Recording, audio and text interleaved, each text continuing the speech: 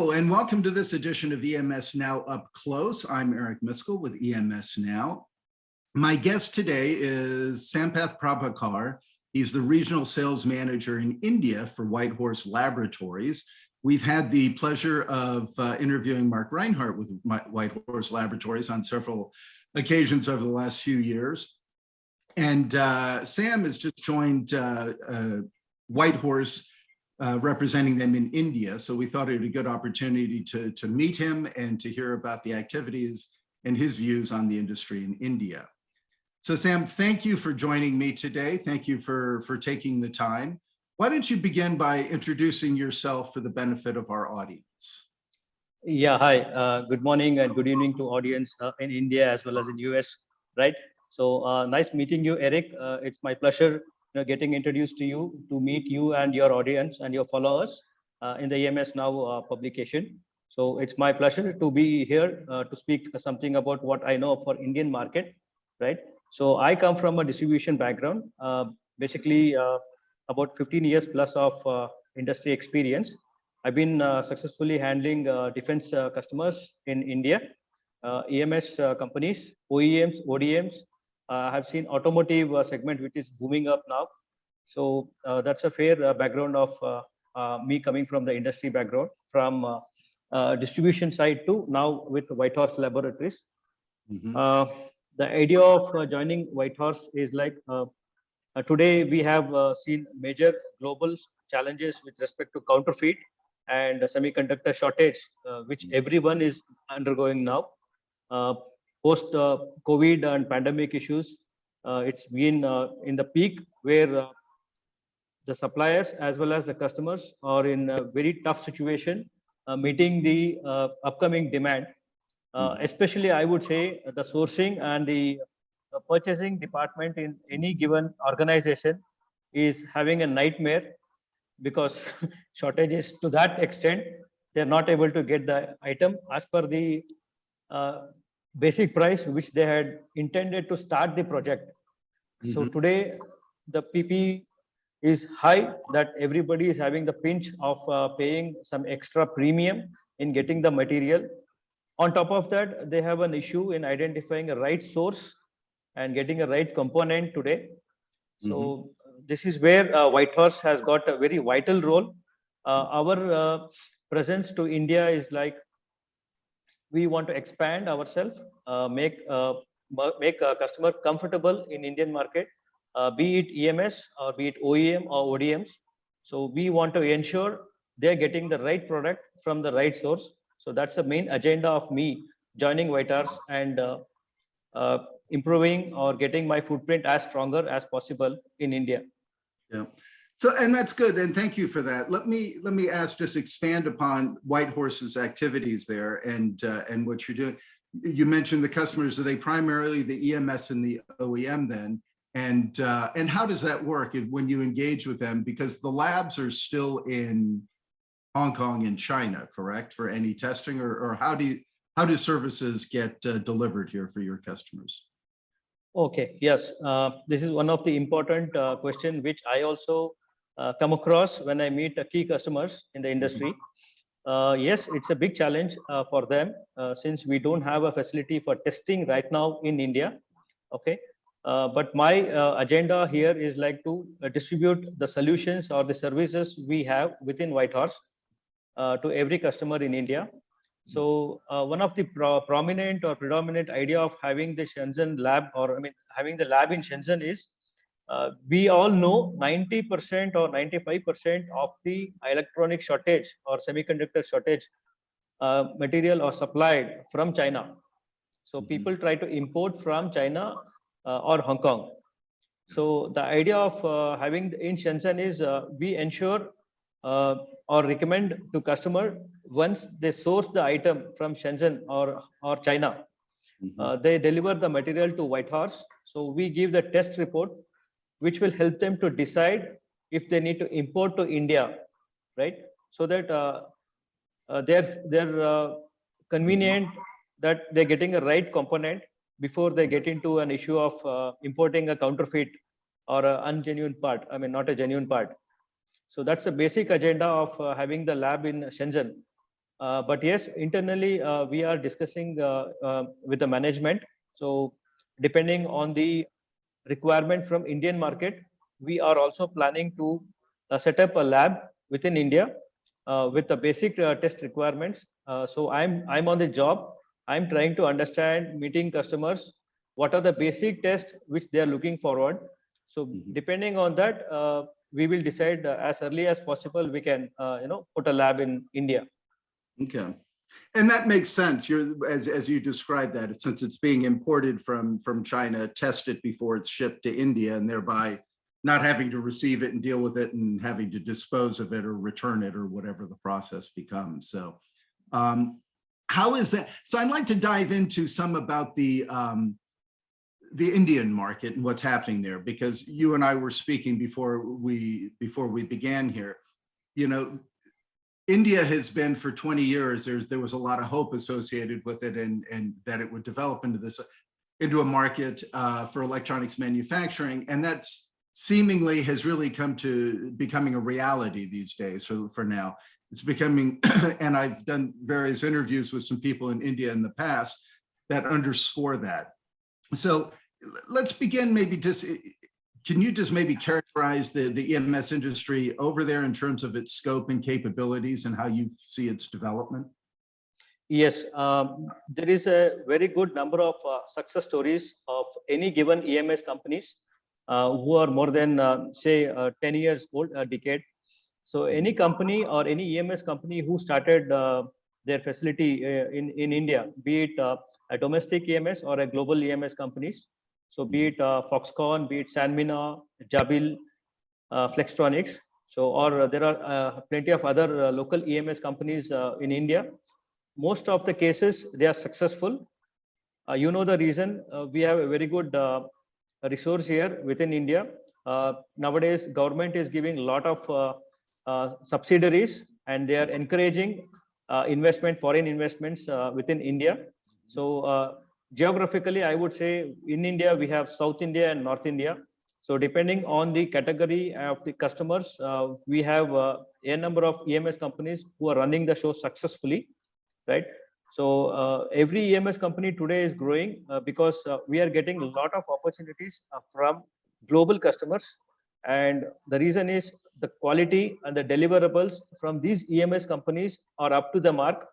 So most of them are trying to expand their existing facilities as well.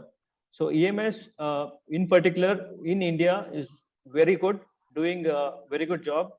They are encouraging a lot of job opportunities for the upcoming generation, and a lot of opportunities for new people to start their own business. A lot of subcontract suppliers, a lot of EMS, a lot of OEMs, ODMs. Everybody is now looking forward to start their own EMS facilities. Okay. So overall, I would say in India, EMS is a very good segment to start with for any investment who would like to start in India. Yeah. And tell me, is a lot of that, or roughly how much of that is for domestic products consumption versus export that the EMS are producing? So far, out of my experience, I've seen if a company is having 100% share, I mean 100% turnover, maybe at least 60 to 70% of the business comes from export business. Okay. So I would say the balance is domestic market. Okay. So the reason is maybe the demand from the global market is comparatively higher side when compared to Indian market, right? Mm-hmm. So all major companies like Delta is in India now, right? Mm-hmm. So they're trying to establish as strong as possible actually. And then recent days we have Ola, which is a very big EV company, which is coming up in an aggressive way in South India. So then we have InCap. So I think they're also doing a wonderful job. So we have Centum Electronics, one of the strategic and very good esteemed organization in India, right? So in South India, basically. So I mean, these EMS companies are like a reference point for others to follow. all other suppliers to follow, all other customers to follow. So yes, moving forward, we are also having now OEMs coming up. OEMs and ODMs are also, a lot of startup companies are also now picking up. So with the intention, like we are getting a global response, and most of the other nations are looking at India because of the manpower and the technical resource we have within India. Yeah. Yes.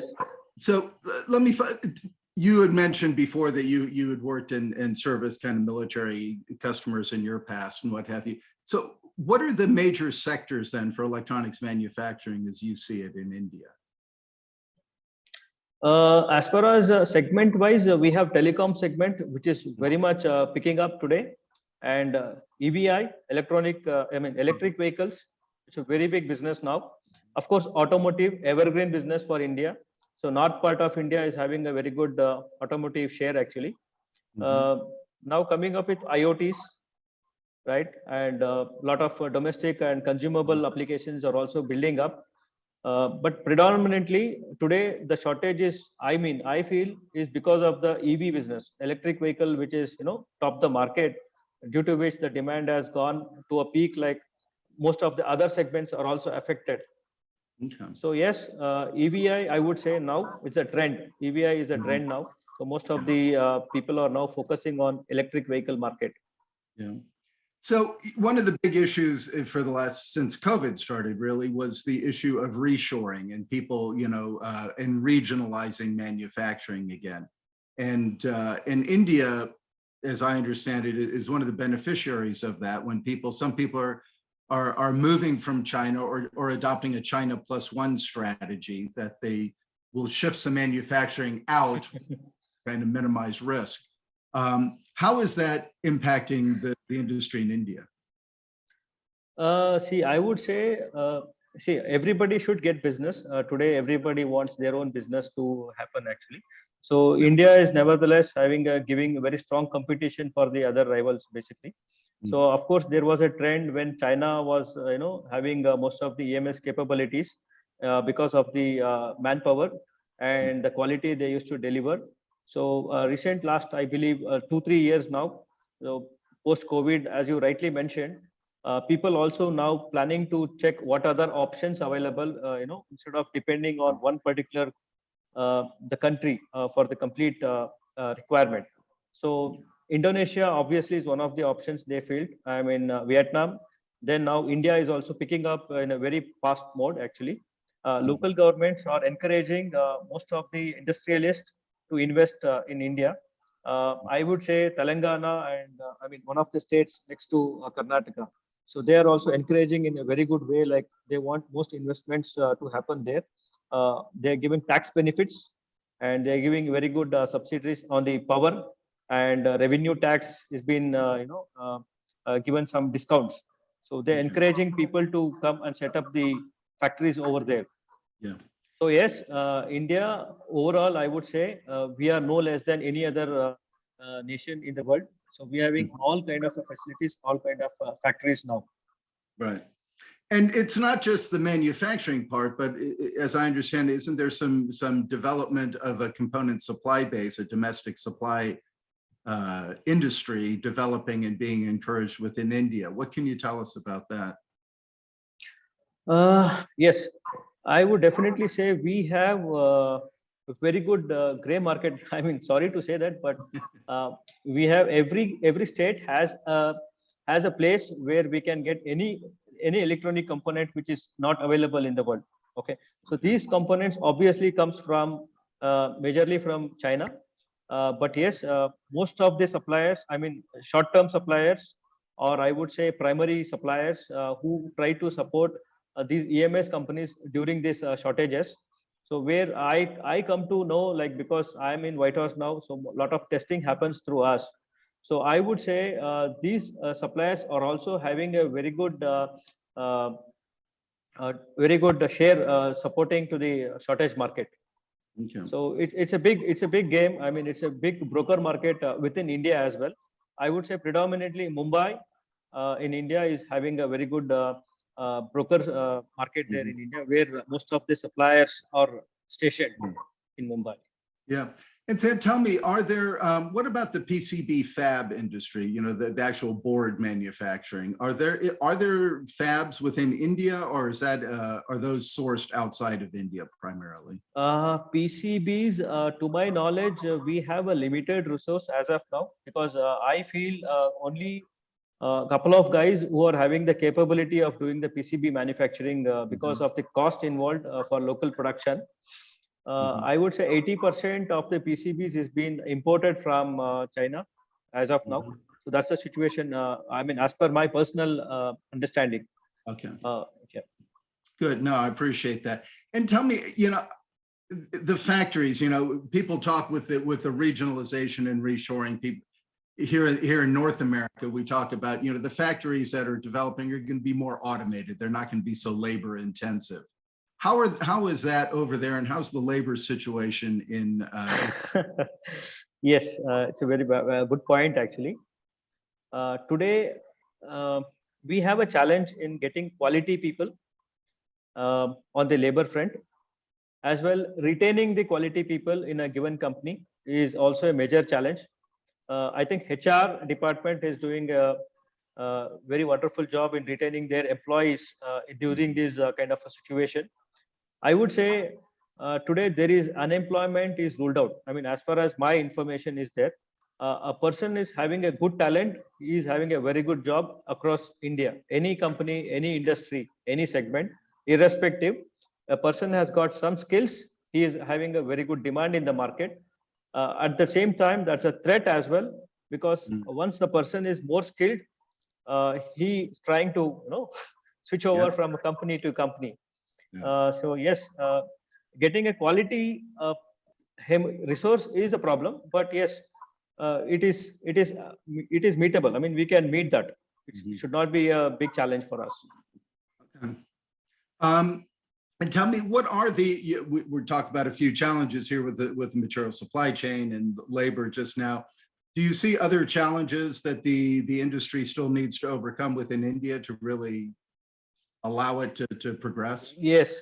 I think most of the cases, we need to still upgrade to a better infrastructure when it comes to a factory on the manufacturing setup, right?